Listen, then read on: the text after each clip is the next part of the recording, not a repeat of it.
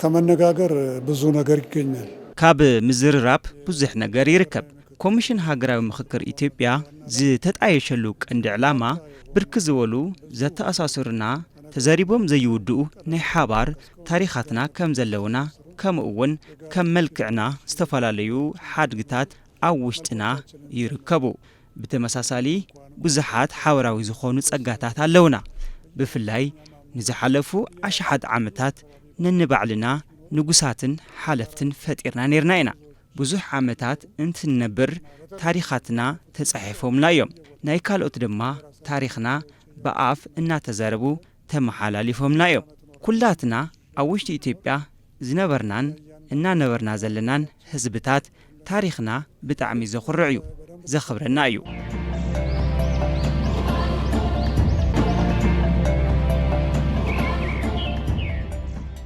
ምክክር ወደፊት የሚመለከት ነው። ምክክር ንቐጻሊ ዝምልከት እዩ፣ ዘተ ንድሕሪ ዝምልከት እዩ። ዘተ ዘሓለፍናዮም ታሪኻት ውፃ ውረዳት ብዛዕባ ዝነብሩ ጎንፅታት ይህን ምሂን እንብለሉ መድረኽ እዩ። ምክክር ድማ ካብዚኦም ተማሂርና ንቐጻሊ ከመይ ነመዓራሪ፣ ተስፋና እንታይ ክኸውን ኣለዎ፣ ጸጋና እንታይ ክኸውን ኣለዎ፣ ከመይ ጌርና ኢና ንኢትዮጵያ ውሕስ ሰላም ነምጽእ ኣብ ዝብል ጠመተ ዝገብር እዩ። ኣብ ዓለም ዘሎ ጸገማት ኩሉ ልልዓል ካብ ለይ ምምኽኻር እዩ፣ ካብ ለይ ምርድዳእ እዩ እና ለይ ምርድዳእ ደሞ ለምጽኦ መድረኻት ለይ ምፍጣራት እዩ። ወይ ደሞ ሓደ ግሩፕ ብቻ ልፎትዮ መድረኽ እንተኾይኑ ኣካታቲ ለይኾነ ሓሳባት ኣብ ልራመደሉ ኣካታቲ ለኾነ ሓሳብ ክራመድ ስለለይ ይኽእል ምናልባት መድረኽ እዚ ምስታፉ ወይ ደሞ ምዝግጃዩ ለሓምሓደ መናእሰይ ሓምሓደ ወጣት መናእሰይ ብጣዕሚ ኣድላይ ዝኾነ ነገር እዩ እና ኣብዚ ኸ ሰዓት ኣብ ዓለምና ይኹን ብፍላይ ኣብ ትግራይ ዘሎ ነገራት ለይምርድዳእ ለይምንግጋር ወይ ደሞ ክትነጋገር እኳ ተቃሪብኻስ ብሓሳብ ዝተፈላለኻሉ መንገዲ ኩነታት ተፈጢሩ ላም ምጉናጽ እዩ ማለት መጨረሻና ምጉናጽ እናኾነ ይመጽ እዩ። ኣብዚ ኸ ሰዓት ግን ዝምክክር እዚ ምስታፉ ብጣዕሚ ሃም ሓደ መናእሰይ ብጣዕሚ ይሕጉስ።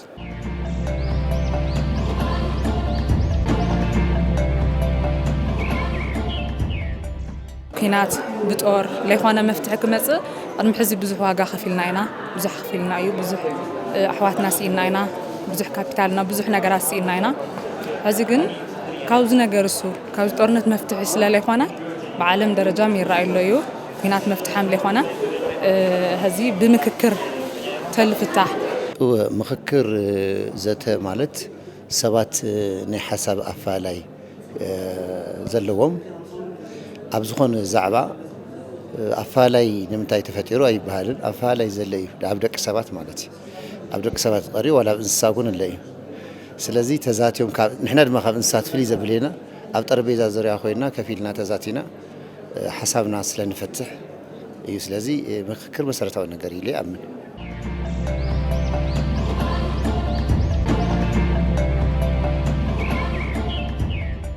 ኢትዮጵያ ሀገረ መንግስት ግንባታ ወይ ሀገራዊ ግንባታ ብቢ መልክዑ ተመኪሩ እዩ ማለት እዩ። ሓደ ካብ ሓድነት ዝጅምር ዓብይ እንቅስቃሴ ነይሩ ንነዊሕ ዓመታት ማለት እዩ። ንሱ እውን ብዙሕ ከብል ኣይከኣለን ክኸድ ኣይከኣለን። ድሕሪኡ ከዓ ዳውን ቶፕ ካብ ታሕቲ ናብ ላዕሊ ንታሕትዎት ህልውና ሂብካ ካብ ታሕቲ ነተኣኻኽብካ ሓንቲ ዓዲ ንምስራት እውን ነዊሕ ጉዕዞ ይኸይዱ። ንሱ እውን እግርግር እዩ ዝብል ዘሎ ህዝብና። ስለዚ እንታይ እዩ ፀገምና እንታይ እዩ ኩሉ ማለት ክልቲኡ ካብ ላዕሊ ናብ ታሕቲ ካብ ታሕቲ ናብ ላዕሊ እውን ተመኪሩሎ ኮይኑ ግን ንሱ እውን ክረጋጋዕ ኣይከኣለን። ስለዚ ካልእ እስቲ ምክክር ዘሎ ችግራት ካብ ህዝቢ ጀሚርካ ብደንብ ተርእዩ ማለት እዩ። ገና ናብ መፍትሒ ናብ ሓድነት ምንፁ ቀሊል ኣይኮነን። ዓብይ ተስፋ ዝወሃቦ መድረኽ እዩ እየ ዝብል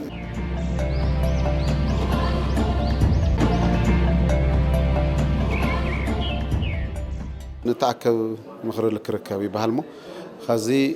تللو أنكار شجرات فتحها قصيل خدر ما بتقرأي خيرها مستجبار يكون مستن ولدي تجاني خان حرف التحليل مسخا خوينها تقرأي سقاي كم منه حليفه من المبتس أنا قري اللي خذ تسقاي لك نستخوين تتأكيدنا تتناقرنا كنت لعبة نقر طيب اللي حاسس مسيلك خزل الدقاق يمل الناقر ونقر كف سميت نوصا سميت المال ما يتقمي خزت مالي اللي بدلك أنا قر خزك بدلي أن تحطلون خسارة رئيس بيكرتان نحرك نشاقر اللي خيلنا خيرنا خزلنا تقرأي ناولدناي ناتهم للو محبر سمناي شجرات كم منه حليفه النوم صوت عمري اللي زي ما تفكر زي أنا بتاعمي صبوا تسفايو صبوا نقر كم تصير خيلي لي تسفال قبر إذا مككر كوميشن ذي مقامو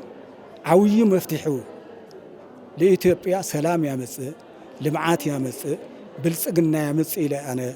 لمن نيل حقوس زرنينا طفيو حادنة إثيوبيا قامتنا يا بوتاتنا بحادنة لا ركونا خذويل مس اللي تولدي حادنة إثيوبيا كمس أي أنا من يتي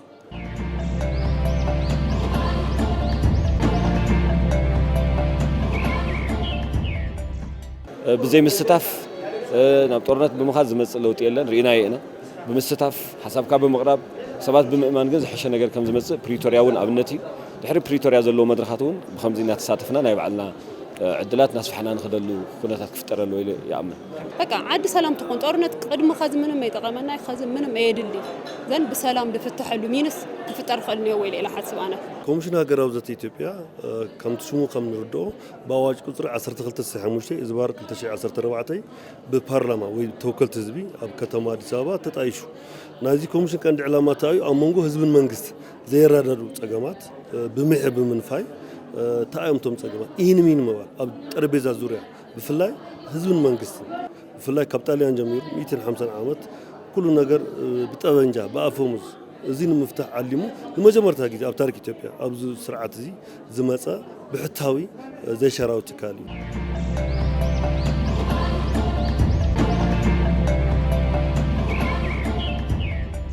نازي تكال سرعة تايم أما لا هجرنا إذن أو تجري زلوا حسابات أكيبك أموداتا هجر منجست مسريتك أما لا هجرنا سلام فتح رتي نجيسو مراعي مذكر زي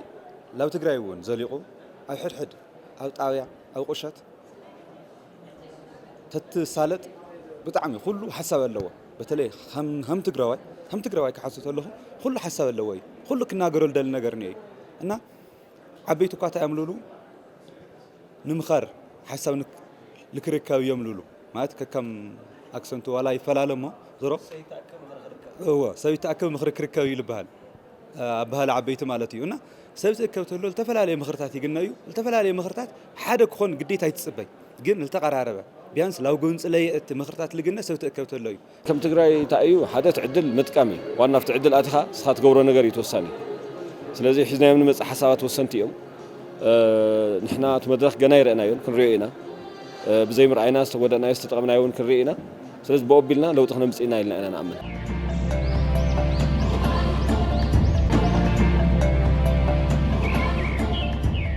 ከጊዜ ወደ ጊዜ ግን እነኚህ ሁኔታዎች አንድ የሚያደርጉን በጣም ብዙ ቢሆኑ ካብ እዋን ናብ እዋን እዞም ኩነታት ሓደ ዝገብሩና ብጣዕሚ ብዙሓት እንትኾኑ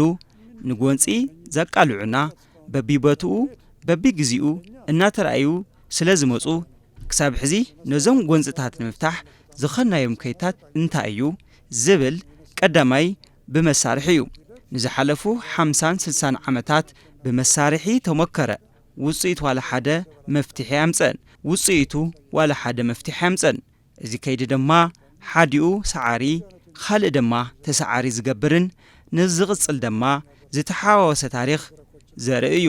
ከምዚ ዓይነት ፀገም ሒዝካ ካብ ምቕፃል ንምንታይ ዘረዳድኡና መድረኻት ኣይንፈጥርን ኢሎም ኢትዮጵያውያን ምሕታት ካብ ዝጅምሩ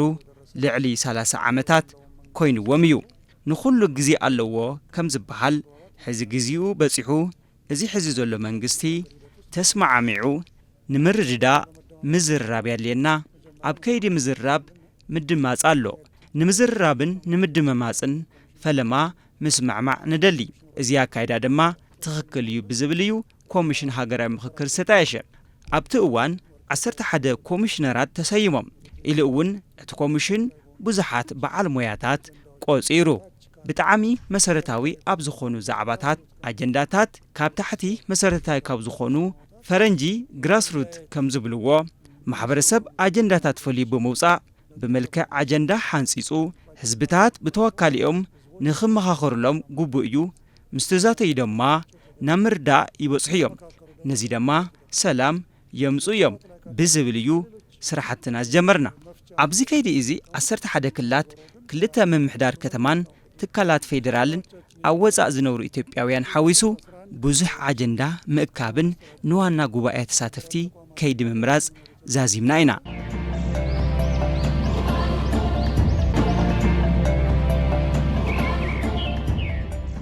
እርስ በርስ ከመጠላላት ይልቅ በመነጋገር በድፍረት ምንም አይነት ወሻሸት ሳይኖር ባዕሊ ንባዕልኻ ካብ ምጽልላዕ ብምዝራብ ዋላ ሓደ ሕሶት ከይሃለወ ምፍራሕ እንተይሃለወ ብምክብባርን ብምድማጽን ጸገማትና ንምኽንያት ጎንፂ እንታይ እዮም ዝብል ካብ መሰረቶም ብምፍላይ ናብ ዘብርህ ብርሃን መእተዊ ዝኸውን አንፈት ሓባር እዩ ሕጽር ብዝበለ እቶም ተስፋታት ብርሃን እዮም ዝተማልአ ዕብየት እዩ ሃገራዊ ምርዳእ እዩ ዘተ ባህሊ ምግባር እዩ ኣብ መንጎ ህዝብን መንግስትን ብምትእማን ሙሉእ ህንጸት ዲሞክራሲ ዝካየድሉ እዩ ኢሉ እውን ተቐባልነት ዘለዎ መንግስቲ ዝምስረተሉ እዩ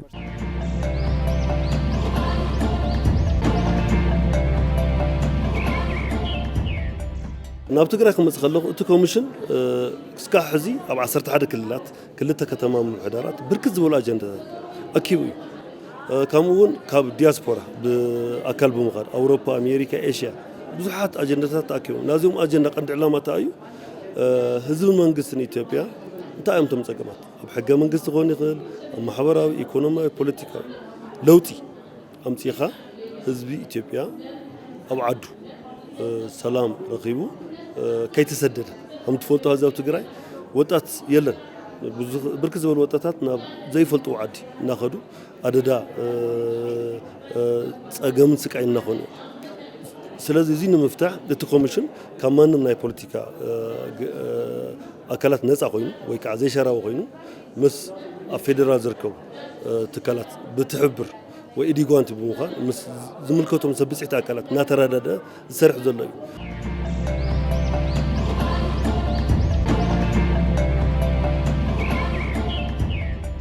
ከም ህዝቢ ትግራይ ልደልዮ ሓሳብ ኣቕሪቡ ምስ ሃገራዊ ምክክር ዘተገርና እንደልዮ ነገራት ናፍቲ ሰላም ንምእታይ ለታይ የድልያ ንትግራይ ህዝቢ ሲ ታይ የድልዮ ብልብል ጥያቄ ኣቕሪብና ነና እዚ ደሞ እዚ ሃገራዊ ምክክር ደሞ እዚ ሓሳብ እዚ ናይ ትግራይ ህዝቢ ተወከልቲ ኮይና ኣለና እዚ ሓሳብ እዚ ሰሚዑ ዕውተን ዝገብረልና ሰላም ክንፈጥረና ተስፋ ንገብር ልዕሊ ኩሉ ሰላም ኢና እንደሊ እና በወንበር ኮይኑ ኮፍ ኢልካ ተነጋጊርካ ብዝርብ ተልፍታሕ ሀልቲ ሰነ ዘዴያችን ሁሉንም የማህበረሰብ ክፍል ስነ ብልሓትና ኩሉ ክፋል ማሕበረሰብ ንኽሳተፍ ምግባር እዩ ካብዚ ዘተ ብዙሕ ነገር ክንረክብ ኢልና ኢና ተስፋ ንገብር